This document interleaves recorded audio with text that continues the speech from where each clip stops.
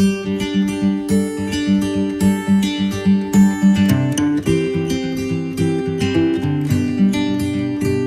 Evening दोस्तों, हम आ गए हैं स्टैचू ऑफ यूनिटी और इस वक्त हम बस का वेट कर रहे हैं। ये मेरे पीछे आप देख रहे हो, ये बसें खड़ी हुई हैं और हम लोग वेट कर रहे हैं बसों का। बस आएगी, हमको लेके जाएगी स्टैचू ऑफ यूनिटी। 6 बजे तक का टाइम है, हम थोड़ा लेट हो गए हैं तो देखते हैं बस कितनी देर में आती है और वहाँ क्या होता है। चलते हैं वहाँ पर। दोस्तों बस में बैठ गए हैं, अब जा रहे हैं स्टैचू ऑफ यूनिटी।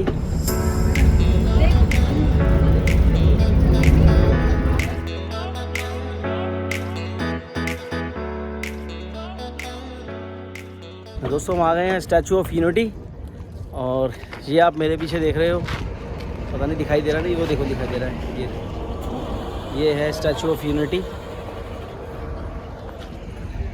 और ये पूरा बस स्टैंड है। ये पूरा आपको जो दिख रहा है मेरे पीछे, यहाँ पे बस आती है।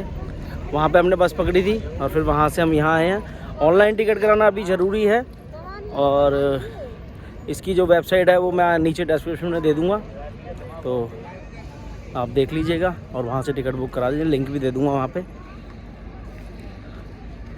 चलिए आइए चलते हैं अंदर।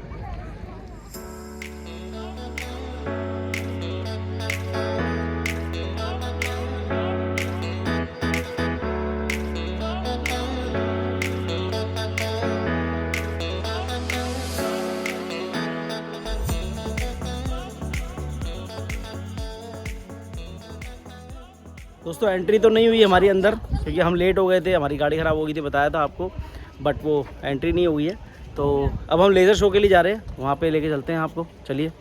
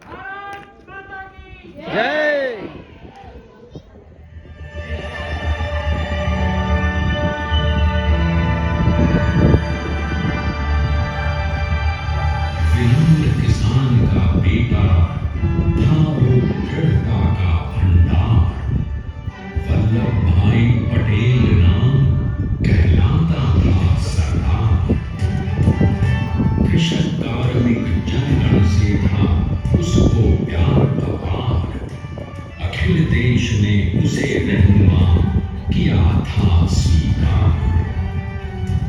गांधी बापू का शिष्य, सत्य अहिंसा का अवतार, किंतु एक भारत करने को धर लेता हथियार। लौह पुरुष संबोधन था वो लोहे की दीवार। तेज पुंज तुम, शक्ति पीठ तुम, बल का सागर अपरंपार। ऋणी देश का नम्र तुम स्वीकारो संतान।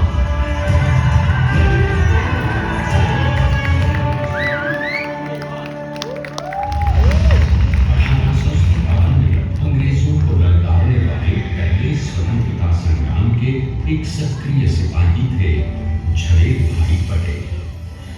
करमसद गांव के इस बहादुर देशभक्त किसान और उनकी पत्नी जाट भाई के 5 बेटों और 1 बेटी में से चौथे पुत्र थे वल्लभ भाई।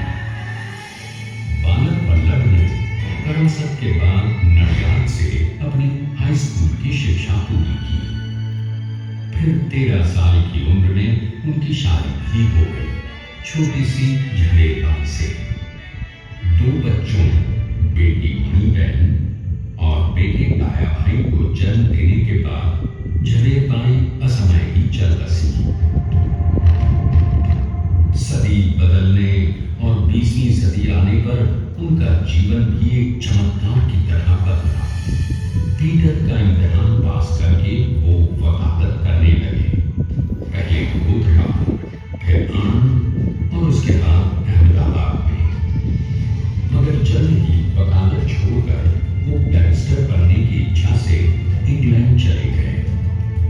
लंदन में बैरिस्ट्री में अव्वल आने और वजीफा जीतने वाले वो अनोखे भारतीय थे।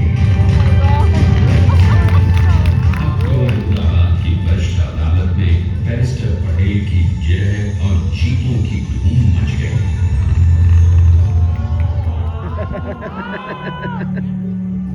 तभी एक युग पुरुष ने वल्लभ भाई के जीवन की धारा ही बदल दी। दक्षिण अफ्रीका में सत्याग्रह के अहिंसक अस्त्र से गोरे शासकों को सबक सिखाकर भारत वापस आए बैरिस्टर मोहनदास करमचंद गांधी से मिलकर वल्लभ भाई ने अपने कुछ वर्षों से सीखे विदेशी व्यवहार और संस्कार हमेशा के लिए त्याग दिए और अब वो अपने खेड़ा के किसानों को हक दिलाने के लिए बापू के साथ आंदोलन में कूद पड़े। अब उनके पैरों में जूते नहीं, गांव की धूल थी। हृदय में भारत भूमि की शस्य श्यामला धरती। मन में थे गांधी और मस्तिष्क में एक नए स्वतंत्र भारत का सपना।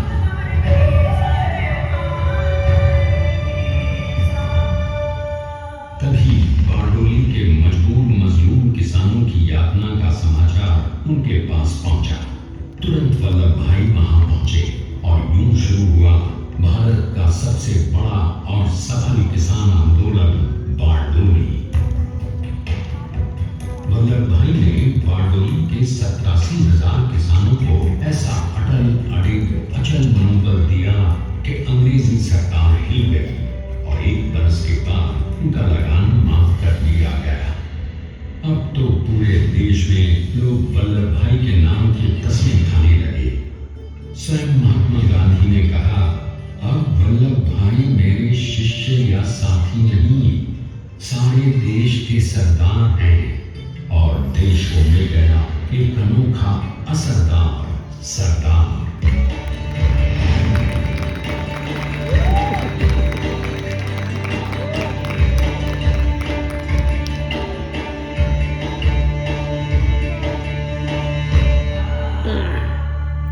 सरदार पटेल के नाम और देशभक्ति से अंग्रेज डरकर कांपने लगे।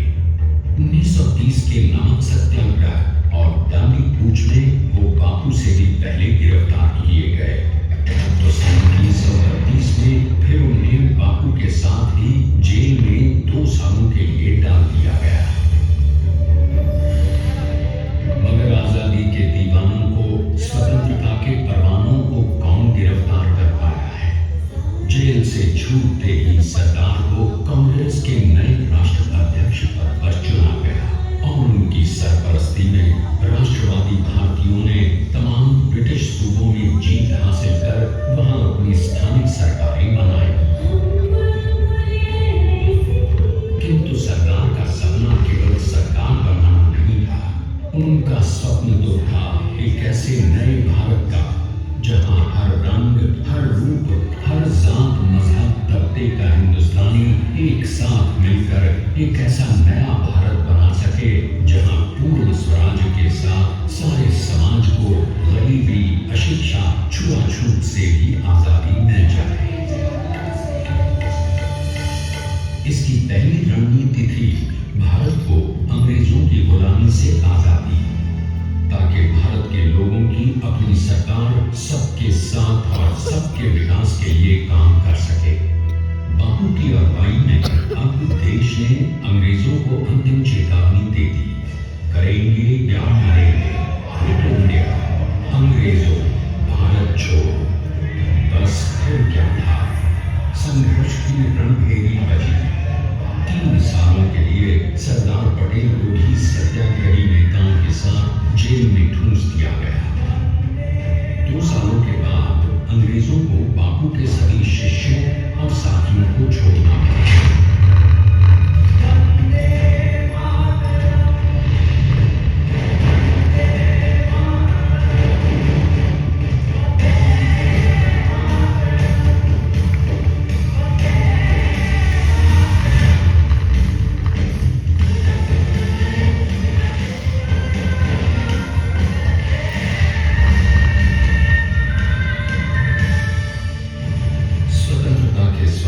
सच होने के साथ अब सरकार पर कई एक नई जिम्मेदारियां थी। आने वाली आजादी की तैयारी और एक नए भारत के लिए नए लोकतांत्रिक संविधान की संरचना। जैसा उनके साथी ने खुद कहा था, सरकार ने ही 6 हथौड़ी लेकर एक नए भारत को उकेरा है।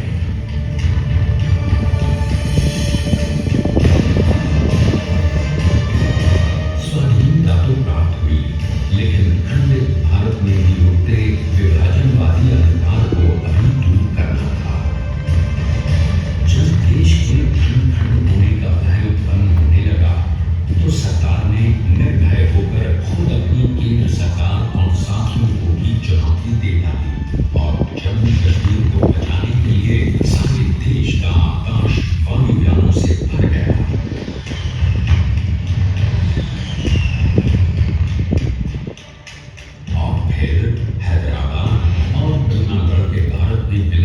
को पाकिस्तान से चुनौती मिली। सरकार चाहते थे कि देश की 1 इंच धरती अब और विभाजित नहीं होनी चाहिए।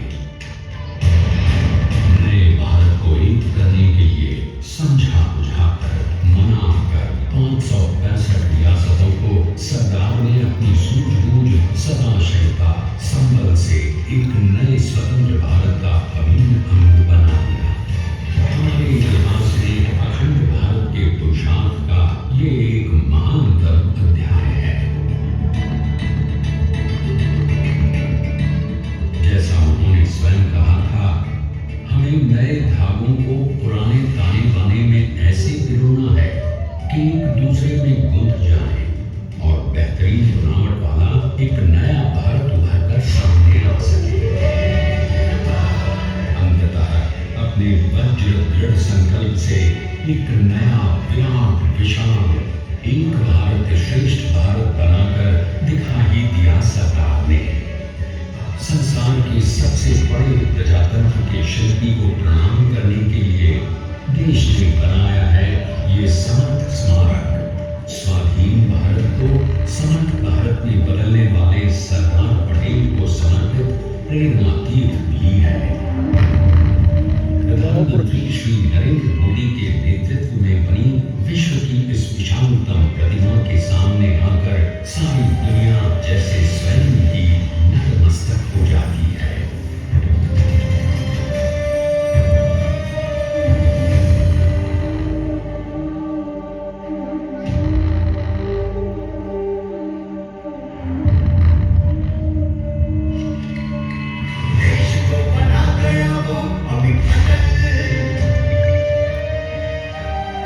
आपने देखा ही स्टैचू ऑफ यूनिटी का लेज़र शो था और हमें ऊपर तो एंट्री मिली नहीं, लेकिन कोई बात नहीं, नेक्स्ट टाइम आएंगे तब ऊपर एंट्री लेंगे हम। और हमारी गाड़ी ख़राब होगी थी, इस वजह से हम लोग ऊपर नहीं जा पाए। और बाकी वैसे बहुत बढ़िया था लेज़र शो, आप ज़रूर देखिए। जब भी आए लेज़र शो मत मिस करना, कुछ भी मिस करो आप, लेज़र शो मत मिस करें। और 150 रुपये 160 रुपये की 150 रुपये की टिकट है और उसमें एंट्री भी है और लेज़र शो भी है। 7:30 बजे लेज़र शो शुरू होता है यहाँ का और 6 बजे एंट्री जो है ऊपर जाने की बिल्कुल बंद कर देते हैं ये। तो आप कोशिश करिए कि 6 बजे से पहले आ जाएं और उसके बाद 7:30 बजे अपना जो है लेज़र शो देख के ही यहाँ से जाएं। चलिए चलते हैं दोस्तों, लाइक करें, सब्सक्राइब करें, शेयर करें, हौसला बढ़ाते रहें। Thank you. आगे सीटी बज रही है, आपको सुनाई दे रही होगी, जाने के लिए कह रहे हैं। चलिए ठीक है, चलते हैं। Okay bye.